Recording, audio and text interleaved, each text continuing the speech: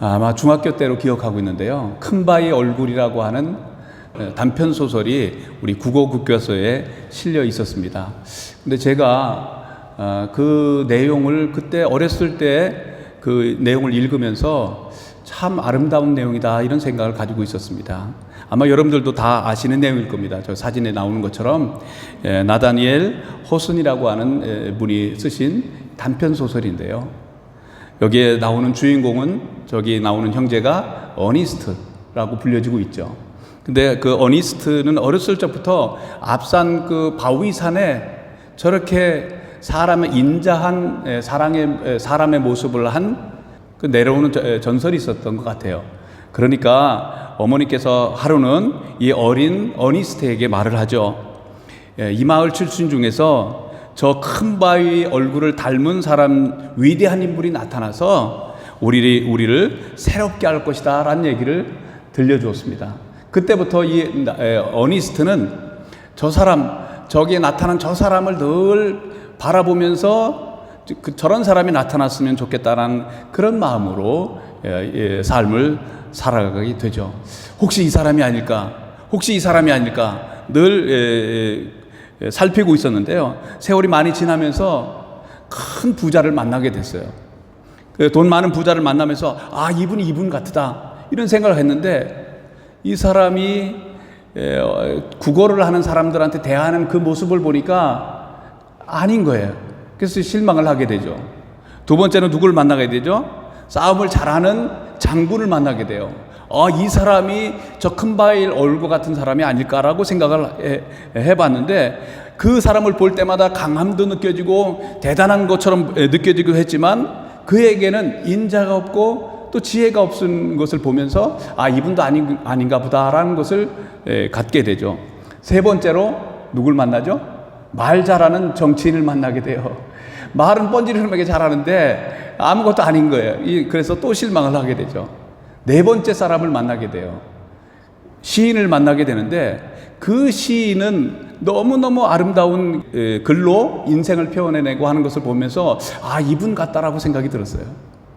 그런데 이분과 함께 친구된 사귐을 이어가면서 갈수록 이분은 글은 멋있게 썼는데 삶은 그렇지 못하다는 것을 깨닫게 되면서 또 실망이 돼요. 언제 이 사람이 나타날까 늘 궁금하고 있었죠. 이 사람이 성장해서 나중에 목사가 돼서 저처럼 아마 이곳에서 설교를 하고 있었습니다.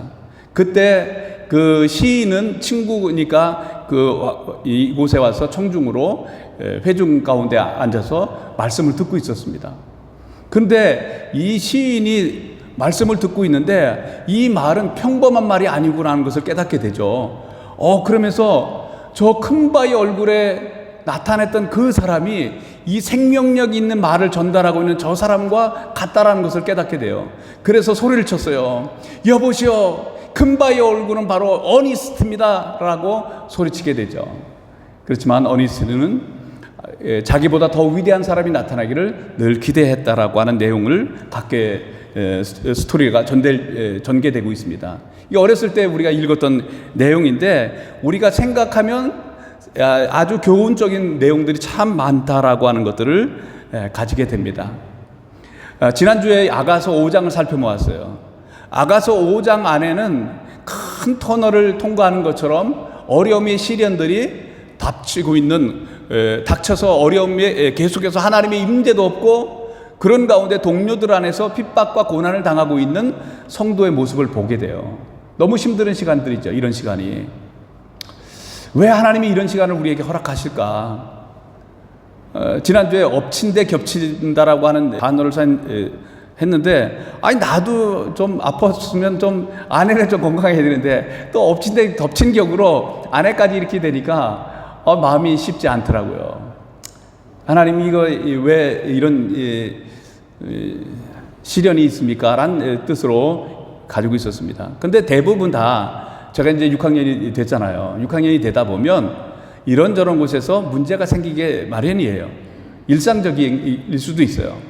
그럴 때 하나님께서 제 마음속에 그런 마음을 속삭여 주시더라고요. 내 은혜가 내게 족하도다. 이게 하나님이 주신 은혜라는 거예요. 네가 약한 데서 더 온전하게 된다.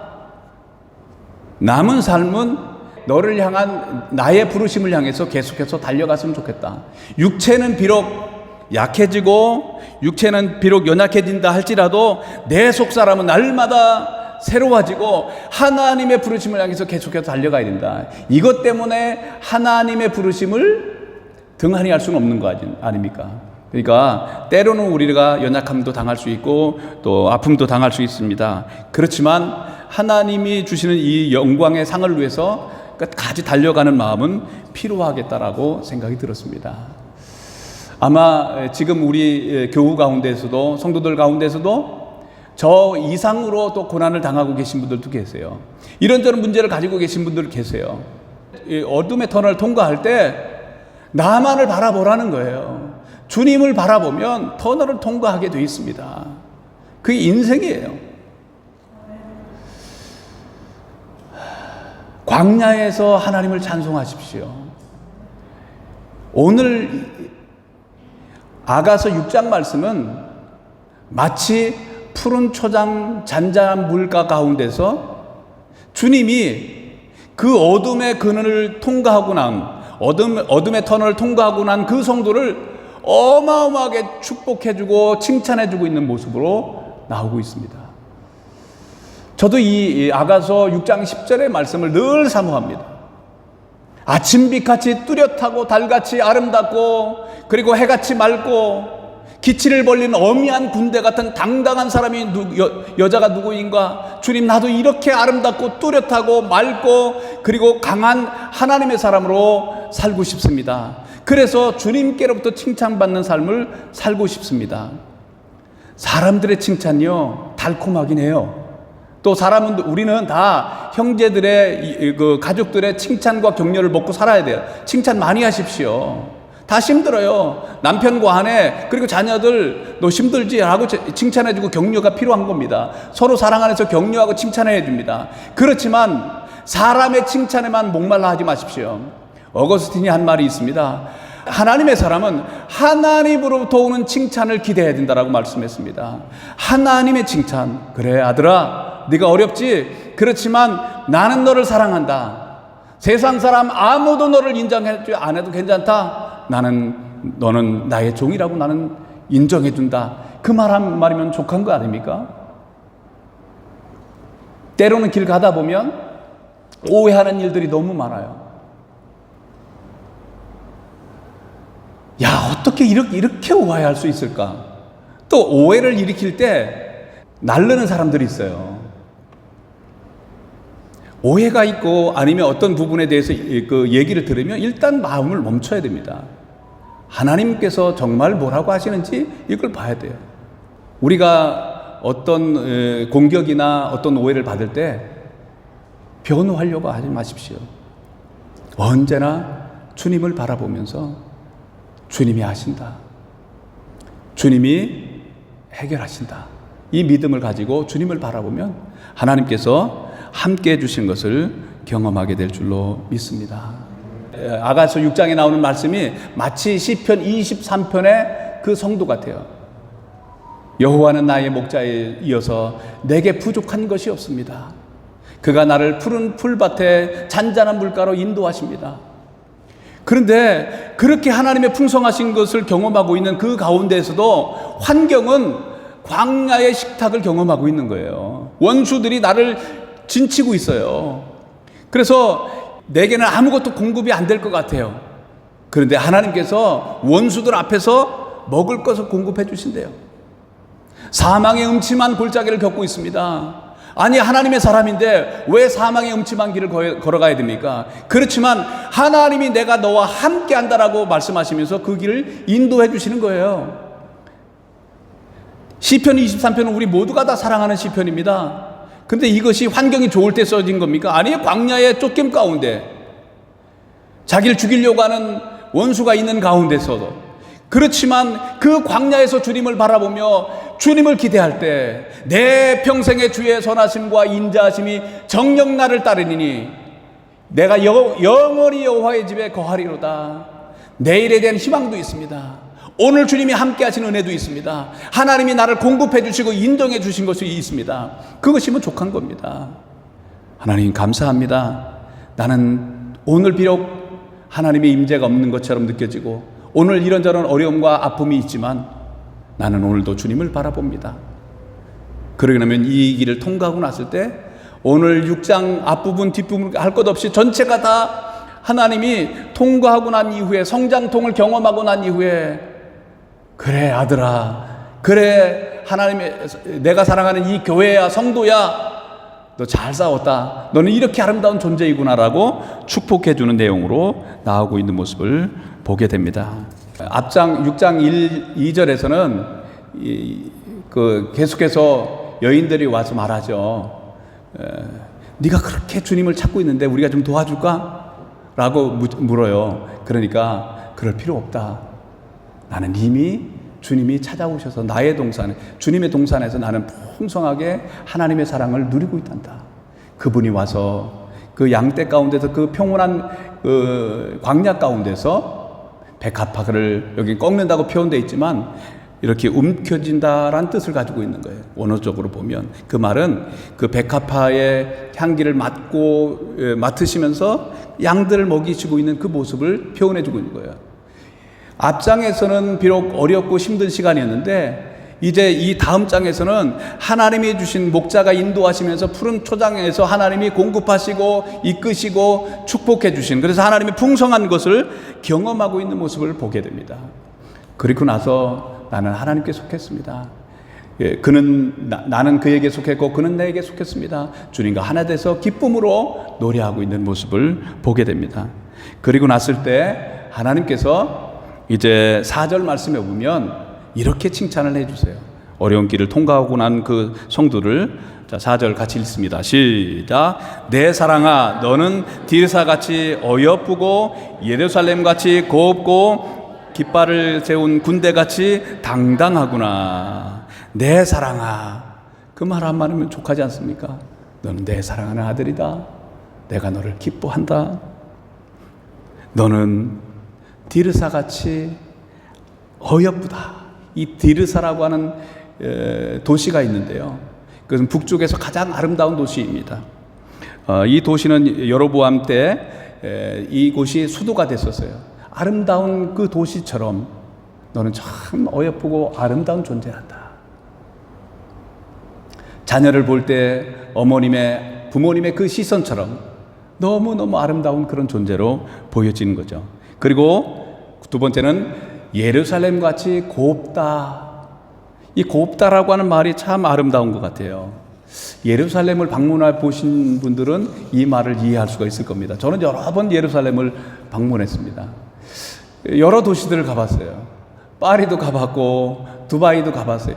두바이를 구경하면서는 이건 모래성이다. 언젠가는 다 무너질 것이다. 이런 생각이 들어요. 그리고 여러 도시들을 봤습니다. 각 도시들마다 나름대로 특징들이 있어요. 그리스 가니까 그리스 나름대로의 특징이 있습니다. 제가 처음 살았던 시리아의 다마스커스도 참 아름다운 도시예요. 정말 정취가 있는 아름다운 도시입니다. 그런데 제가 간 모든 도시 가운데 가장 아름다운 도시로 꼽으라고 한다면 저는 예루살렘을 뽑습니다. 예루살렘에서 우측 동편 감람산에서 그 예루살렘 성을 내려볼 때 이 곱다라고 하는 말이 마음이 와닿습니다. 그렇습니다. 이 곱다란 말은 어울린다 그런 뜻이에요. 뭐 대단하게 멋있고 아름답고 이런 것도 아니에요. 근데 어울리는 참 아름다운 그런 모습이 있습니다. 왜 그래요? 그 중심에, 예루살렘 중심에 하나님의 성전이 있기 때문에, 하나님의 영광의 쉐키나, 하나님의 영광의 임재가 있었던 곳이기 때문에 그곳이 아름다운 곳이에요. 그래서 제가 제일 마음이 어려웠을 때, 어려운 때 그 예루살렘 성을 구경하고 난 다음에 감람산에 올라서, 이 감람산에 올라서 예루살렘 성을 내려다보면서 찬송을 하는데 얼마나 마음에 행복을 가졌는지 몰라요. 평화로다. 하나님 주신 평화로다.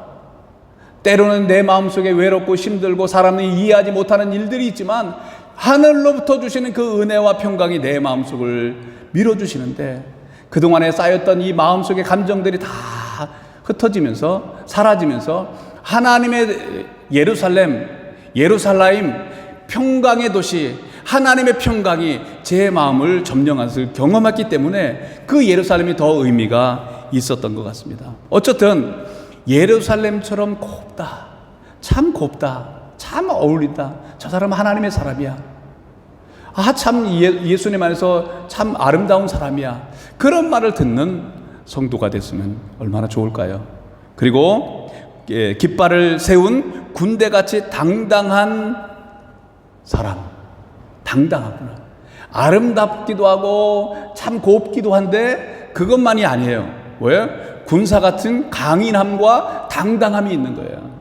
예수 사람이 매일 삐약삐약해서 세상에 매일 지고 죄악에 매일 팔려가가지고 세상 사람들로 조롱받는 그런 인생이 아닌 겁니다. 세상을 예수 그리스도의 이름으로 통치하고 다스리고 정복하며 하나님의 영광을 나타낼 자들이 예수 사람들인 겁니다. 교회는 아름다움도 있고 맑음도 있고 더 나아가서 군대처럼 강인함이 있어서 세상에 하나님의 사랑을 나타내는 것이 교회인 겁니다. 이 교회를 보시는 하나님의 마음인 겁니다. 하나님의 눈인 겁니다. 우리가 주님께 속해 감으로, 주님을 사랑해 감으로 이렇게 주님께로부터 칭찬받는 우리 가이로 한인교회 성도 되길 주님의 이름으로 축원합니다. 계속해서 아름다운 모습을 얘기하고 있는데요, 짧으니까 건너뛰어서요, 얼마나 너희가 탁월한 존재인지를 8절 9절에도 이렇게 말씀합니다. 같이 읽습니다. 시작. 왕비가 60명이요 후궁이 80명이요 시녀가 무수하되 내 비둘기 내 완전한 자는 하나뿐이오나 그는 그의 어머니의 외딸이요 그가 낳은 자가 여기 있는 자로구나. 여자들이 그를 보고 복된 자라 하고 왕비와 후궁들도 그를 칭찬하는구나. 요때까지만 해도 솔로몬 왕이 왕비가 60명밖에 안 됐어요. 나중에 열왕기 상에 보면 700명까지 늘어나요. 그리고 후궁이 80명, 시녀들은 무수하대요. 그 많은 사람들 가운데 내가 탁월하다는 거예요. 누가요? 예수님께 돌아와서 새 피조물 된 하나님의 사람들의 공동체 이 교회를 보시면서 너가 내 비둘기다, 내 완전한 자다라고 주님 말씀하시면서 여자가 낳은 중에서 가장 탁월한 자다라고 말씀하신 거예요. 여자는 교회를 상징하고 있는 거죠. 그리고 그 많은 사람들 가운데서 왕비나 후궁들이 너를 칭찬한다는 거예요. 나의 공동체, 교회 안에서 칭찬받는 사람, 아니면 가족 공동체, 아니면 더 나아가서 직장 공동체, 아니면 세상 공동체까지 나아가서 너는 정말 하나님의 사람이야 라고 칭찬을 받는다는 거예요. 하나님께로부터 칭찬을 받은 사람들은 반드시 또 하나님께서 세우셔서 이 빛으로 드러나게 하시는 하나님의 영광을 경험하게 될 줄로 믿습니다. 나의 비둘기를 바라보면서 너 비둘기 이게 아니에요. 앞에서 계속 살펴봤지 않습니까? 주님 한 분만을 바라보면서 전결한 마음으로 그리고 충성스럽게 주님을 바라보는 그 교회를 바라볼 때 주님이 너는 나의 비둘기야 이렇게 말씀하는 겁니다. 교회가 예배당 크기만 자랑하고 돈에 아니면 다른 어떤 직책만 자랑하면 그건 교회로서의 아름다움을 잃어버린 겁니다. 그게 아닌 거예요. 교회는 신랑 대신 주님을 사랑하면서 주님을 사랑해서 섬기는 아름다운 공동체가 교회 공동체인 겁니다. 너는 완전한 자다 이렇게 말씀해줘요. 너는 의인이야 주님이 이렇게 말씀하시게. 우리의 행위를 보면 완전하다는 말을 들을 수가 없는 존재예요. 그죠? 그래요.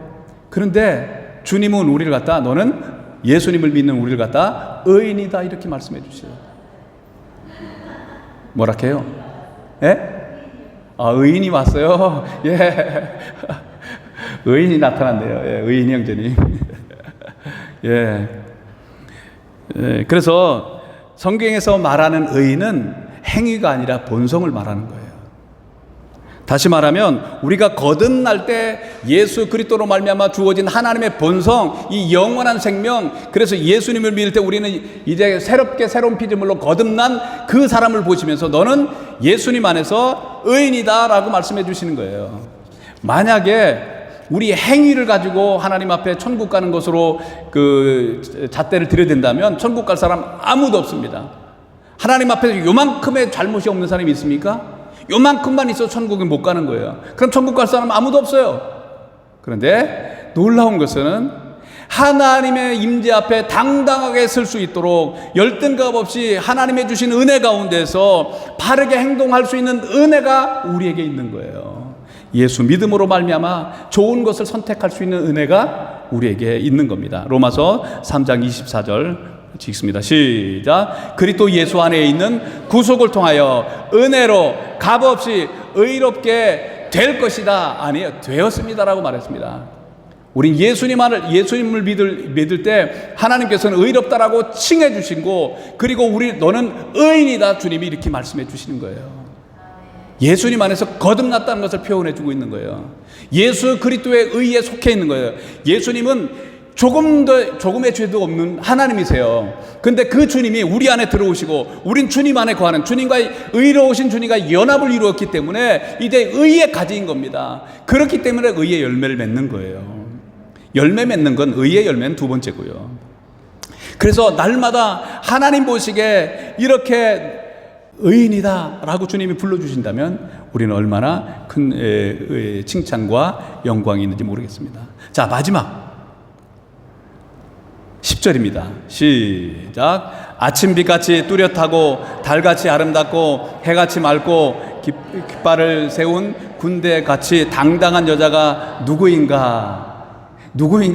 예, 이창원입니다. 여러분들 이름을 넣어가지고 하십시오. 그래요. 하나님께서 우리 교회를 향해서 이 여자는 교회, 성도들, 우리 모두를 표현해주고 있는 겁니다.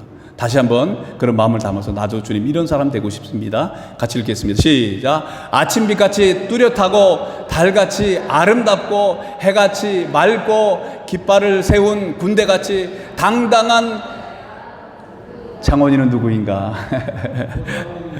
예, 고상원 장로님은 누구신가? 이렇게 아름다운 분이세요. 아침빛같이 뚜렷하다. 저는 이 말을 들을 때마다 너무 좋아요. 아침빛 아시죠? 여명을 표현해 준 거예요. 캄캄한 밤에 새벽이 제일 해가 떠오르기 전에 가장 어둡지 않습니까? 그 새벽에 빛이 여명이 탁 떠오르면 그 캄캄함이 완전히 사라지고 새로운 날이 시작되는 겁니다. 예수 사람들이 나아가면 빛이에요. 너희는 세상의 빛이라. 그렇기 때문에 빛이기 때문에 우리가 나아가는 곳곳마다 어둠은 떠나가고 죄는 떠나가고 우리가 나아가는 곳곳마다 음란은 떠나가고 악은 떠나가고 하나님 앞에 아름다움을 드러내는 자가 예수 사람들인 겁니다. 이렇게 빛의 아름다움을 드러내는 예수 사람들, 십자가는 뚜렷함을 요구합니다. 십자가는 옛사람을 분리하는 거예요. 분리하고 하나님께 속한 거룩이라는 것도 세퍼레이션, 내가 어떤 행위가 의뢰와서 거룩다라고 말씀하신 게 아니에요. 예수님께 속함이 거룩인 겁니다. 옛사람을 벗어버리고 십자가로 건너와서 예수님께 속하는 거예요. 그럴 때 우리의 삶은 주님이 거룩하다 이렇게 말씀해 주시는 겁니다. 하나님의 임재 앞에 살아가는 그 삶. 그래서 주님, 나는 이렇게 아침빛같이 뚜렷한 예수 사람, 따라서 하겠습니다. 나는 아침빛같이 뚜렷한 예수 사람입니다. 이렇게 살고 싶어요. 그죠? 두 번째, 달같이 아름답고, 뚜렷한 것도 있지만 아름다움도 있어요. 얼마나 좋아요. 모든 말과 행동과 삶이 다 아름다운 거예요. 그게 교회예요. 그게 성도예요. 어떤 성도를 보면, 그분을 보면 참 아름답다 라고 생각될 때가 있어요. 얼굴은 나이가 먹었기 때문에 찌들 수 있어요. 그런데 주님을 사랑하며 주님을 마음을 따라서 섬겨가고 있는 그분을 볼 때 너무 아름답습니다. 달같이 아름답습니다. 다른 자기의 빛이 있어요, 없어요? 없어요. 태양으로부터 받아가지고 우리에게 비춰주는 거예요. 우리도 마찬가지입니다. 주님께로부터, 주님을 바라볼 때 주님의 은혜와 영광의 빛이 내게 와서 그 빛을 반사하는 거예요. 당신 아름답습니다. 그러면 아니에요, 내가 아니고 주님이에요 라고 말할 수 있는 겁니다. 당신 참 아름다워요. 그러면 그래, 내가 얼마나 아름다운 사람인데, 이렇게 말하면 안 되는 거예요. 왜? 빛이 하나님께로부터 왔기 때문에. 그러니까 우리가 언제나 이렇게 달같이 아름다운 성도로 살게 되기를 주님의 이름으로 축원합니다. 세 번째, 해같이 맑고, 해같이 맑고, 이 맑다라고 하는 이 단어가 바른데 정결하다. 정결이도 왔네. 정결하다. 순결하다. 그리고 깨끗하다. 이런 뜻을 가지고 있는 거예요. 예수 사람, 죄가 없으신 예수님 안에 속한 그 사람들은 순결하고 정결하고 깨끗한 예수 사람들인 겁니다. 시간은 없지만 한마디 하고 가야 되겠어요. 제가 시골에서 목회할 때 우리 유일현 집사님 어머님을 소식을 많이 들었어요. 근데 어머님은 제가 바로 가기 전에 돌아가셨는데, 어떻게 돌아가셨냐면요, 교회 새벽 기도에 가가지고 이제 목사님 설교를 끝나면 불 끄고 목사님 나가시고 다 기도하잖아요. 기도하고 났는데 그 할머님이, 그 권사님이 앞에서 기대고서 안 일어나는 거예요. 그래서 목사님이 한참 있다가 무슨 일이 있으신가 하고요. 권사님 일어나세요 했는데 보니까 천국 가신 거예요. 우리 모두가 다 그렇게 천국 가게 되기를 주님의 이름으로 축복합니다. 악을 쌓아가지 마시고 기도하다가 천국 가면 얼마나 행복하고 아름다워요. 근데 그 권사님, 그 아드님이 늘 하시는 말씀이, 우리 어머님을 보면 정말 해같이 맑은 분이에요. 얼굴에 그렇게 써 있다는 거예요. 얼마나 주님과 함께 살았는지 맑고 깨끗하고 정결하고 순결하고 아름다운 모습이 그 권사님 안에 늘 있었던 거예요. 나이 먹을수록 추해지면 안 돼요. 돈을 사랑하고 세상을 사랑하고 욕심만 너무 부리다가 그렇게 해서 죽으면 무슨 의미가 있단 말이에요. 이 세상에 가져가는 건 아무것도 없어요. 알렉산더가 그랬다잖아요. 죽을 때 그 세상을 다 점령했던 그 알렉산더가 그 관나에서 내 손을 빼내주라고 했대요. 왜? 내가 세상을 다 가진 것 같았는데 아무것도 안 가져간다는 거예요. 빈손이라는 거예요. 그러니 이 땅에서 하나님의 사랑을 가지고 사랑하다가 가는 겁니다. 그러면 그날에 우리에게 영광이 있을 줄로 믿습니다. 그리고 깃발을 세운 당당한, 군대 같은 당당한 여인이 누구인가? 앞에서 그건 설명했습니다. 뚜렷함도 있고 아름다움도 있고 그리고 맑음도 있고 당당한 강함도 있는 것이 저와 여러분들이 되고 교회가 되는 겁니다. 이를 사모하면서 나아갔으면 좋겠습니다. 그럼 어떻게 하면 이렇게 뚜렷하고 아름답고 맑고 이런 강한 예수 사람으로 살 수 있을까요?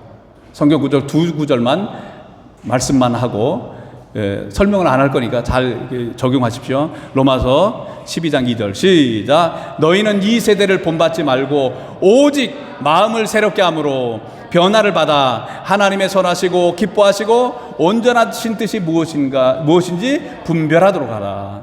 이 세대를 본받지 말고 어떻게 하라고요? 오직 마음을 새롭게 하고 변화를 받으라. 이 변화를 받으란 말은 이런 모양에서 새로운 다른 차원으로 완벽하게 변형되라, 그런 뜻인 거예요. 예수 믿었는데 10년 됐고 20년 됐는데 옛날 그대로 모습이 그대로 있다고 한다면 뭔가 잘못된 거예요. 근데 오늘 주님께서 말씀하세요. 마음을 새롭게 하라. 마음을 어떻게 새롭게 할 수 있습니까? 내 아이디어로 살지 말라는 거예요. 주님의 아이디어로 살아가라는 거예요. 내 생각으로 살아가지 말라는 거예요. 주님의 생각으로 살아가는 거예요. 그 주님의 생각이 뭐예요? 하나님의 말씀이에요. 말씀을 내 안에 늘 심고 그 말씀을 사모하고 그 말씀을 믿음으로 선포하고 그 말씀을 살아낼 때 우리 삶은 하나님이 기뻐하시는 삶으로 변화되어 가는 것을 경험하게 될 줄로 믿습니다. 이 마음의 경영이 너무너무 중요해요. 마인드 매니지먼트를 잘 하셔야 돼요. 마음의 관리를 잘 하셔야 돼요. 마음이 중요합니다. 잠언서 23장 7절 대저 그 마음의 생각이 어떠하면 그 위인도 그러한즉. 그 마음의 생각이 어떠하면 그 사람은 그 마음의 생각대로 삶이 드러난다는 거예요. 이 마음 안에 매일 쓰레기 같은 것만 다 집어넣어 보세요. 유튜버들 그 자기 생각들이 얼마나 많습니까? 진리도 아닌 것들, 시시콜콜한 얘기들 가지고 조회수를 늘리려고 하는 그것들로 내 생각으로 가득 채워보세요. 생각이 벌써 이렇게 떨어져 가 있는 거예요. 하나님의 말씀으로 채워야 돼요. 하나님의 생각으로 채워주셔야 돼요. 그럴 때 우리 삶이 변화돼 가는 것을 경험하게 될 줄로 믿습니다. 따라서 하겠습니다. 마음의 생각이 어떠하면 그 위인도 그러한즉 마음을 새롭게 하십시다. 이 세대를 본받지 말고 오직 마음을 새롭게 하십시다. 오늘부터 주님 내 마음의 삶을 다시 바꾸겠습니다. 어둠의 일을 벗어버리겠습니다. 그리고 하나님 보시기에 부끄러운 것들을 끊겠습니다. 새로운 마음을 하나님 앞에 쓰겠습니다라고 고백하며 나아가는 축복의 시간들 되기를 주님의 이름으로 축원합니다. 고린도후서 3장 18절 시작. 우리가 다 수건을 벗은 얼굴로 거울을 보는 것 같이 주의 영광을 보매 그와 같은 형상으로 변화하여 영광에서 영광에 이르니 곧 주의 영으로 말미암으리라. 뭐라 그래요? 거울 앞에 서라는 거예요. 거울 앞에 수건을 벗고 거울 앞에 서서 자기 얼굴을 보는 것처럼 주의 영광을 보라는 거예요. 거울의 원리를 기억하십시오. 하나님의 말씀은 우리를 비춰주는 거울과 같아요. 이 하나님의 영광을 말씀 안에서 볼 수가 있습니다. 기도 가운데서 하나님의 영광을 볼 수가 있고요. 예배 가운데서 하나님의 영광을 볼 수가 있고요. 오늘 찬양 가운데 하나님의 영광을 볼 수가 있는 겁니다. 날마다 그럴 때 우리 삶이 변화됩니다.